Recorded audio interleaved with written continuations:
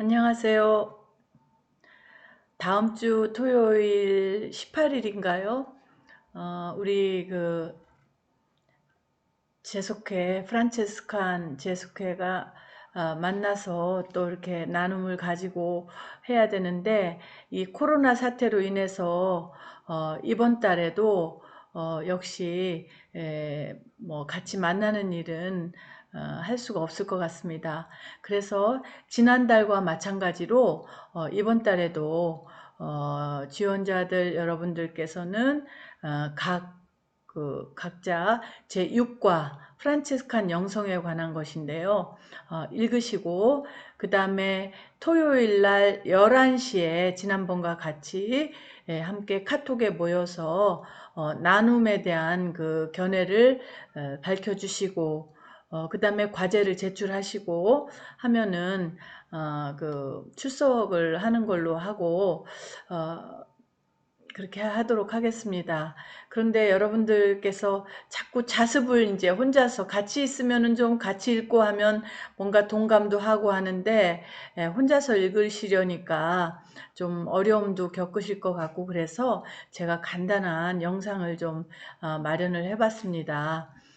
참조가 되시면 좋고, 또 뭐 이거 안 보셔도 상관없으니까요. 그렇게 하시고, 제 모습은 좀 글쎄 꺼도 되고 그대로 해도 되는데, 뭐 끄도록 할게요. 소리만 나오게 하겠습니다. 자, 먼저 그 카리스마에 대해서 시작을 하더군요. 육과를 보니까 프란체스칸의 카리스마, 프란체스코 우리 성인의 카리스마가 무엇인가? 카리스마 하면은 우리가 일반적으로 알고 있는 그런 카리스마 있죠. 대단한 그런 그 권위와 아주 그냥 그 뭐라 그럴까요? 그야말로 카리스마죠. 근데 이 영성에서 말하는 카리스마는 그것과는 좀 다른 것 같더라고요. 저도 이 카리스마라는 것을 이해하는데 좀 어려움을 지금도 겪고 있습니다. 그 책에 의하면 하느님께서 내리신 은총의 열매라고 되어 있더라고요. 그러니까 일단 그렇게 아시고 하느님이 내리신 은총이라고 생각하시면 될 것 같아요. 자, 영성이란 무엇인가?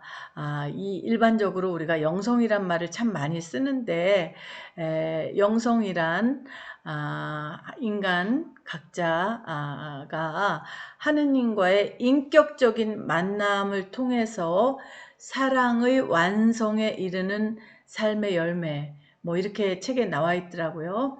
그래서 그런 결국 모든 그리스도교는 사랑을 완성해 가는 그것인데, 그 방법만 다 다르다고 하는 것이죠.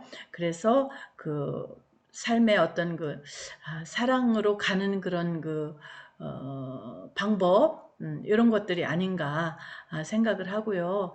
그래서 각 그 수도회가 여러 개가 있잖아요. 우리 가톨릭에도. 예를 들어서 뭐 베네딕토회도 있고 예수회도 있고 갈멜회도 있고 우리 프란체스코 회도 있습니다. 그런데 사실 저는 좀 부끄럽지만, 뭐 베네딕토 회도 있고 예수 회도 있지만 그래도 프란체스코 회가 최고다라는 생각을 왠지 좀 이렇게 하고 있는데, 그게 아주 잘못되었다는 것이죠. 또 제가 알고 있는 굉장히 신심이 강한 그 자매님이 계신데, 그분은 갈멜회 회원이시거든요. 그러면서 갈멜은 막 이제 그러니까 입회하기 전까지 기간도 굉장히 뭐 길고 뭐 6년이 넘는다고 그러나 하여튼 그렇고, 그 다음에 되고 나서도 매일 미사가 의무가 있고 정말 힘든 것인데도 아주 그 기도를 통해서 이렇게 그 수혜를 하는 그런 것이더라고요. 그래서 와, 저거 같으면 못할 것 같은데, 그래서 그분도 그 자매님도 갈멜회에 대한 자부심이 굉장히 커요. 최고라는 생각을 하는 거죠. 그런데도 저는 그분하고 얘기를 하면서도 속으로는 그래도 우리 프란체스코가 최고야 라는 생각을 했었는데, 다시 이제 책에서 보면 각기 다 다를 뿐이지 더 좋은 것 혹은 그 더 나쁜 뭐 안 좋은 것 이런 것은 없다, 이런 얘기를 하였습니다. 그래서 이 말이 정말 사실인 것 같습니다. 우리는 수도회의 그런 생활을 하고자 하면서도 뭐 옛날에는 진짜 삼회도 수도회였다고 하니까요. 그런데 이렇게 우리가 더 잘났다라고 생각하는 게 조금 이상하긴 하죠. 그래서 이제 서로 다름이 있다는 것을 인정하는 것이 굉장히 중요한 것 같고요. 자, 그러면 프란체스코 영성의 핵심은 무엇인가 하는 것을 살펴보겠습니다. 제가 이제 이렇게 그 대학에 있는데요. 요즘 영상 강의를 막 녹음을 하고 이런 일을 하다 보니까 약간의 이런 그 기법을 좀 배웠어요. 영상 강의 하면서. 그래서 그 덕분에 여러분들에게도 이것을 좀 보여드리는데요. 우리 프란체스코 영성의 중심은 사랑이신 하느님을 받아들이는 것이라고 합니다. 사실 그렇고요. 모든 것은 하느님에 대한 사랑으로 나아가는 길인데, 그래서 하느님과 사랑 안에서 그리고 그리스도 하느님이 그 사랑 때문에 인간에 대한 사랑 때문에 그리스도 독서 그 아드님을 보내셨잖아요. 그래서 그 아드님이 하느님의 아들이니까 우리도 하느님의 아들 딸이니까 우리는 그리스도와는 형제 자매 지간이 되는 것이죠. 그래서 우리 형제 자매 간에 정말 사랑해라. 예수님이 하신 말씀이 내 이웃을 내 몸과 같이 사랑하라고 했잖아요. 그래서 우리는 정말 형제 자매로서 서로 사랑하는 것, 이것이 가장 그 핵심인 것 같습니다. 그래서 이제 그 프란체스칸 그 사조, 우리가 여러분들이 우리 회칙 그것을 보면 제 4조에 보면 발자취를 따라서 가지고 계시잖아요. 그 4조에 보면은 프란체스코의 우리 생활, 프란체스칸의 생활에서 가장 핵심이 되는 것이 뭐냐 하면은 바로 프란체스코의 모범을 따라서, 프란체스코가 하신 거, 우리 사부님이 하신 걸 따라서 그리스도의 복음을 실천하는 것, 이게 핵심이라고 합니다. 우리 신부님께서 영보라고 하시죠. 영적 보조자 신부님께서 제가 아마 지원기 땐지 백기 땐지 이 말씀을 하셨는데 이게 제일 핵심이라고 그러셨거든요. 그래서 제 4조를 항상 머리에 놓으시고 우리의 영성의 핵심은 바로 프란체스코 성인을 따라서 그리스도의 복음을 실천하는 것이다. 프란체스코가 예수님을 따라서 그 삶을 살았듯이 우리도 프란체스코 성인을 따라서 예수님의 삶을 사는 것, 이것이 바로 프란체스칸 생활의 핵심이다라고 생각을 하고요. 그래서 우리는 그 복음에서 삶에서 복음으로 이것을 계속해야 된다 하는 것인데, 여기서 한 가지 굉장히 그래도 의안이 되는 것이 있습니다. 막연하게 사랑하는 것이 아니라 바로 내가 만나는 사람들과 함께, 나와 함께 있는 사람을, 내가 만나는 사람, 지금 내 앞에 있는 사람을 사랑하라는 것이죠. 그러니까 지금 내 앞에 있는 사람은 항상 대부분 가족이잖아요. 부부고. 그래서 서로 갈등도 많지만 그래도 사랑해야 되는 거, 다시 갈등하다가 다시 사랑으로 돌아오고, 그래서 그 사랑하는 것이 중요한 것이다. 이것이 우리의 핵심이다. 이것을 생각하시면 될 것 같고요. 제가 여기 소개한 이 그림은 마르티노 성인에 관한 일화입니다. 이 그림이 어디에 있냐면 아시시 대성당에 가면 마르티노 경당이 있거든요. 그 경당에 가면 이 그림이 마르티노 성인의 일화가 쭉 있는데, 생애 일화가 있는데 거기서 보면 마르티노 성인이 말을 타고 가다가, 이 마르티노 성인은 이제 군인 성인이잖아요. 거린을 만났어요. 이 사람이 거린이죠. 보면은 막 옷도 찢어지고 뭐 다 헐고 뭐 이런 상태예요. 자, 이 사람한테 줄 게 없으니까 가지고 있던 망토의 반을 잘라서 거린에게 주었다는 거죠. 바로 내 앞에 있는 사람에게 주는 거, 내가 가지고 있는 거, 없으면 없는 대로 뭐 아무것도 없으면 마음이라도 나누는 거, 이게 바로 그리스도의 사랑이고, 성인은 바로 우리에게 이런 사랑을 원하는 게 아닌가, 그런 생각이 듭니다. 그 다음에 프란치스코의 영성 중에 이제 가난이 나오고 겸손이 나오는데, 우리 언젠가 어떤 분이 질문을 하셨잖아요. 그 가난 때문에 되게 부담스럽다. 그래서 제가 이제 우리에게 그 영성 담당이신 그 선생님께, 우리 지원자들 분들께서 이 가난에 대해서 되게 부담스러워 하신다라는 그 말씀을 드렸어요. 그랬더니 가난을 진짜 프란치스코 성인이, 우리 사부님이 얘기한 그 가난을 실천한 사람은 글라라 성녀, 글라라 수도에 밖에 없대요. 글라라 수도에는, 수녀에는 지금도 봉세 수녀원이죠. 진짜 절대적 그 가난을 그 당시에 실천을 했고, 지금까지도 대체로 그걸 실천하는 것이고, 그 외의 분들은 이미 그 당시에 이 프란체스코 성인이 이야기한 그 가난이나 이런 것이 너무 엄격해서 그것을 다 실천할 수는 없다. 정말 우리에게는 굉장히 이제 다행한 이야기인데, 어쨌든 성인이 가난을, 왜 그렇게 가난을 생각하셨냐면, 성인은 항상 뭐든지 아까 제 4조에서 봤듯이 예수님이 기준이죠. 예수님을 따라서 사는 게 이 성인의 아주 삶의 목표이지 않습니까?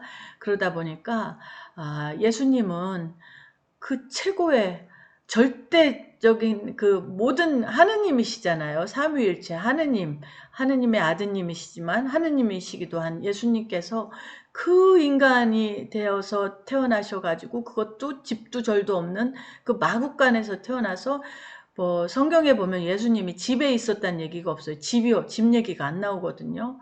그 노루도 그 머무를 곳이 있고, 저 새도 머무를 곳이 있는데 나는 이 머무를 곳이 없다고 그렇게 말씀을 하셨듯이, 정말 가난하게 그렇게 그 무소유로 이를테면 사셨는데, 바로 그런 가난을 본받아서 이제 성인은 그렇게 살고자 하였고, 참 다행인 게, 저는 이것이 참 다행이라고 생각합니다. 복음에 따라서 이제 우리는 이제 가난한 삶을 사는데, 그 가난이 그런 그 절대적 가난이라기보다는 하느님이 우리가 주신 그 재산을 다 뭐 없애고 막 진짜 가난하게 살라는 것이 아니라, 그 주신 재물을 잘 관리하는 사람이라는 것이죠. 관리해야 된다.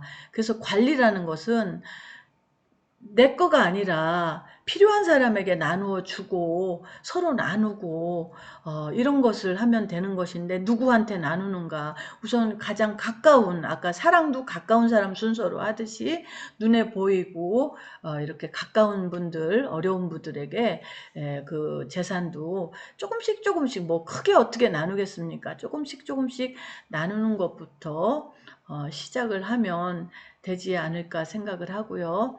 그 다음에 이제 가난과 더불어 겸손이라는 얘기가 나오는 것 같습니다. 가난과 겸손은 이 책에서 보니까 일치한다고 하거든요.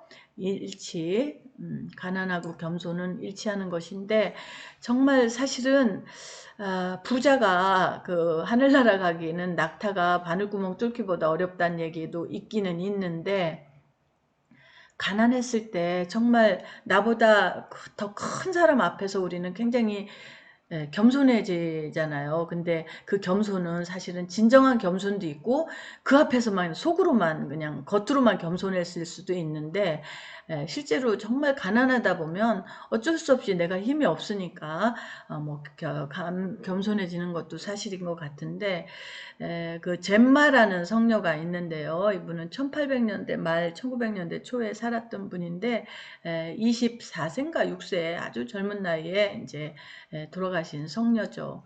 근데 이분이 뭐 아주 그 대단한 그런 그 영성을 보였는데, 그 돌아가시기 직전에, 이제 조금 전에 이분을 돌보던 수녀님이 성녀에게 물어봤대요.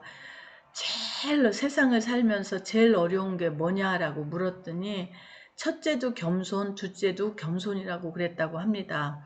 여러분들도 겸손을 생각하면 이게 정말 어렵다는 것을 많이 느끼실 것으로 생각을 합니다. 그래서 겸손하지 못할 수밖에 없고 또 겸손해서 벗어나면 다시 또 돌아와서 이제 그 기도하고 회개하고 그래서 그 모든 우리가 잘못을 하지만 그런 그 잘못을 매일같이 회개하는 게 중요하다고 하잖아요. 그래서 어쩔 수 없지만 인간으로서의 그 잘못을 저지르지만 겸손하지 못할 때도 많지만 이렇게 다시 돌아오는 그것이 굉장히 중요하다고 생각합니다. 그리고 가난에 관해서는 여러분들이 회칙 11조를 읽어보세요. 발자취를 따라서 11조를 읽어보면 거기에도 보면은 우리가 재물의 관리인이라는 거 그걸 잊지 말고 소유욕과 지배욕에서 벗어나 마음을 깨끗하게 하는 노력이라고 그랬는데 이게 뭐 노력한다고 노력이 갑자기 뭐가 뭐 갑자기 이런 게 뭐 소유욕도 벗어나고 지배욕도 벗어나고 이런 게 되는 건 아닌 것 같습니다. 하지만 프란체스칸이 되어서 그냥 이렇게 조금씩 조금씩 1년이 지나고 2년이 지나고 뭐 3, 4년이 지나고 자꾸 이렇게 지나다 보면 어느새 나도 모르게 조금 이렇게 그 재물이나 이런 것으로부터 조금 자유로워지는 것을 저도 느끼거든요. 그래서 너무 부담감 갖지 마르시고 또 재물도 하느님은 필요한 사람에게 많이 준다고 생각해요. 많이 재산 관리, 재물 관리를 잘하는 사람에게는 하느님이 엄청난 재물을 주셔가지고 그 사람으로 하여금 잘 쓰게 만들지 않겠습니까? 하느님은 모든 많은 일들을 사람을 통해서 이루시니까요. 그래서 내게 재산이 많든 뭐 그다지 없든 그 뜻에 따라 이렇게 조금씩 조금씩 노력하면서 살면 되는 것이 아닌가 그런 생각을 하고 있습니다. 그 다음에 62쪽에 보시면 소유 없이 가난하게 살아야 한다는 권고를 이제 어떻게 실천해야 하는지 하는 그 갈등은 좀 전에 제가 얘기한 대로 예전에는 굉장히 이거에 대해서 좀 경직된 해석을 했지만 여기 다시 나오죠. 프란체스코의 가난은 극단적인 궁핍을 의미하는 것이 아니라 주님의 영에 머물기 위한 자유로움. 그럼 물질에서 벗어나서 조금 그 자유로움은 굉장히 좋잖아요. 그러기 위해서 물질적인 그 자유가 좀 필요하다라는 것이고 가난은 그 물질적 가난도 가난이지만 그거보다는 여기서 굉장히 중요한 것이 저는 이 내적인 가난이라고 하는 말이 있는데 내적인 가난에 대해서 우리가 좀 생각을 해볼 필요가 있고요. 내적인 가난이라는 것은 여기 나와 있습니다. 우리 성모일도에 보면 무슨 요일인가 나오는데 어떤 일로 말미암아 누가 뭐라고 하면은 우리가 버럭하잖아요. 특히나 또 뭐라고 그러냐면 내 말을 들어야 될 사람이 내 말을 안 듣고 뭔가 이렇게 반론을 제기하거나 이러면은 아주 그 흥분하고 이러는 것이 그런 사람은 마음이 가난한 사람이 아니다 하는 그 이야기가 나오는 것 여러분들도 보셨을 것입니다. 그래서 우리는 어떤 그 상황에서도 가능하면 너무 흥분하지 않고 이것도 마찬가지인 것 같습니다. 이게 쉽게 되지가 않아요. 자꾸 화를 내고 버럭하고 누군가가 너 나한테 잘하는 사람한테서는 뭐 이런 일이 없죠. 그리고 뭐 나보다 강한 사람 앞에서도 우리가 좀 약간 좀 겸손해지죠. 근데 아닌 사람이 나한테 만만한 사람 저 사람 분명히 내가 도움도 주고 뭐 내 말을 들어야 되는데 이럴 때는 아주 그냥 막 못 견뎌 하는 거 그것은 바로 그게 바로 마음이 가난한 것이 아니라고 하는 것이 저도 많이 느껴집니다. 그래서 반성을 많이 하는데 이 또한 우리가 저지르고 인간이기 때문에 어쩔 수 없지만 또 저녁에 기도하면서 회개하고 그래서 회개는 날마다 이루어져야 한다라는 그 말씀이 있으니 얼마나 다행인지 모르겠습니다. 나머지는 이제 같은 이야기고요. 자, 그래서 또 형제회 얘기가 나오더라고요. 형제회는 뭐 우리 작은 형제라고 하잖아요. 아예 그 수도의 일회가 형제는 형제인데 아주 작은 사람들이 되는 거, 겸손한 사람이 되고 가난한 사람이 되는 그런 거를 이제 철저하게 우리 사부님은 강조를 하셨는데, 이 프란체스칸의 영성 중에 정말 중요한 것이 이것인 것 같습니다. 여기 보시면 인간은 하느님의 우주 만물이 우리 인간뿐만 아니라 인간의 형제 자매뿐만 아니라 새와 동물과 벌레까지도 다 형제라는 것이죠.